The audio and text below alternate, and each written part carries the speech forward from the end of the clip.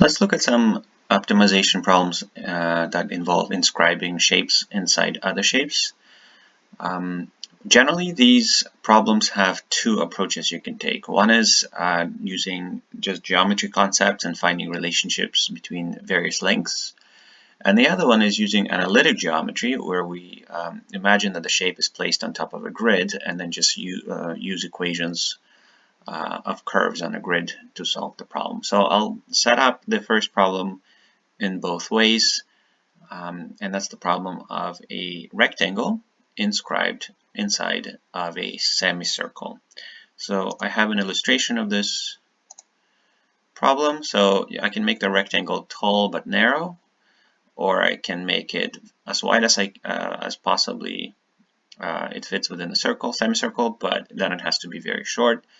If I look at the area, it's around 25. That's the maximum area I can achieve. So area increases up to about 25, and after that the height becomes too small.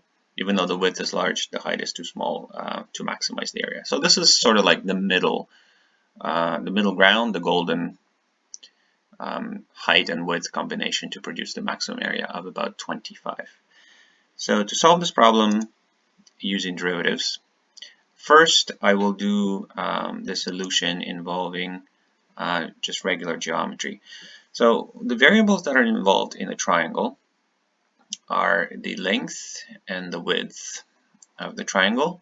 And what we know is that the radius of the circle is 5. And I'll show the radius this way. I'll go from here to the corner, and this radius is 5.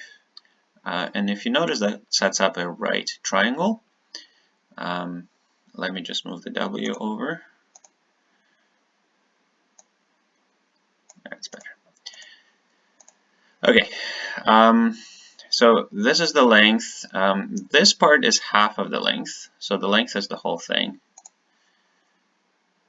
This is the whole thing. That's the length.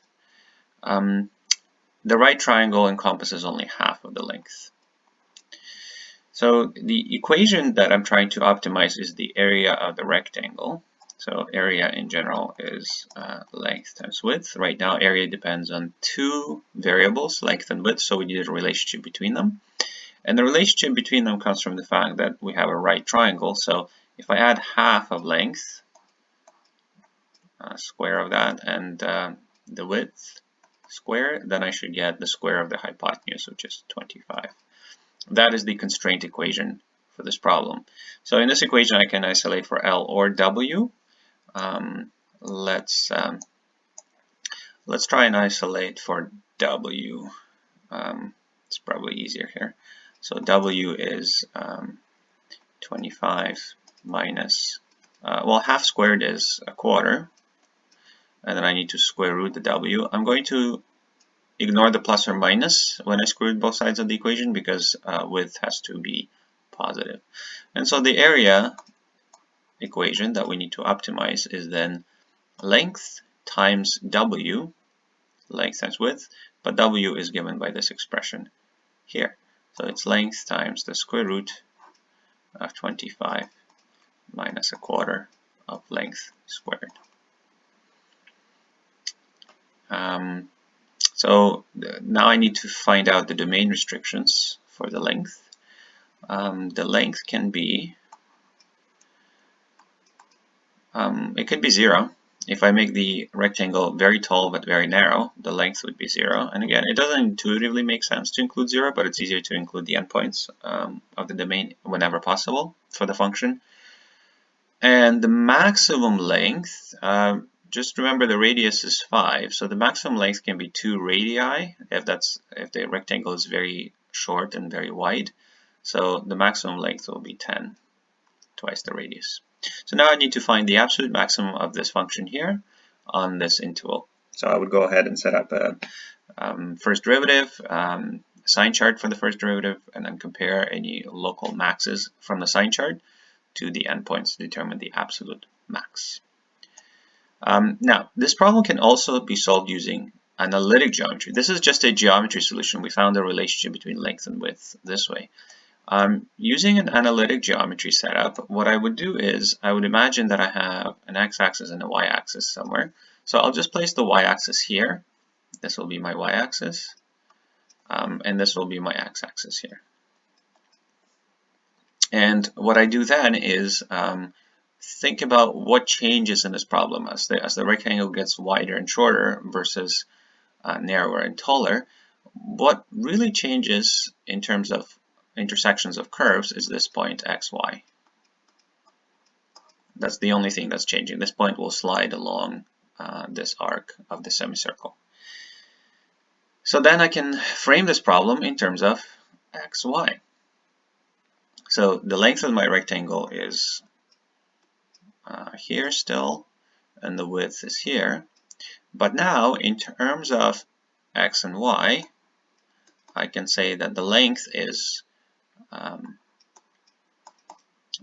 twice x, because there's x on this side, and by symmetry there's another length of x on the other side. And the width of the rectangle is just the y coordinate. So it's 2xy. It still depends on two variables, so I need to find a relationship between x and y. And that relationship comes from the fact that we're dealing with the curve here, which is a semicircle. So we know that y is going to be the positive square root of 25 minus x squared. So I started with the equation x squared plus y squared equals 25. And rearrange it for y, but ignore the plus minus because we're dealing with the upper curve of the circle. So it's just the positive square root of 25 minus x squared. So we can substitute that in here for y, and the equation becomes 2x times the square root of 25 minus x squared. The domain restrictions for x are, in this case, x could be 0 or x could be maximum of 5. So the functions look a little bit different in the two cases if I compare them. But that's because we defined our variables slightly differently. But the solution would come out to be the same for the maximum area. So that's optimization of a rectangle inside of a semicircle.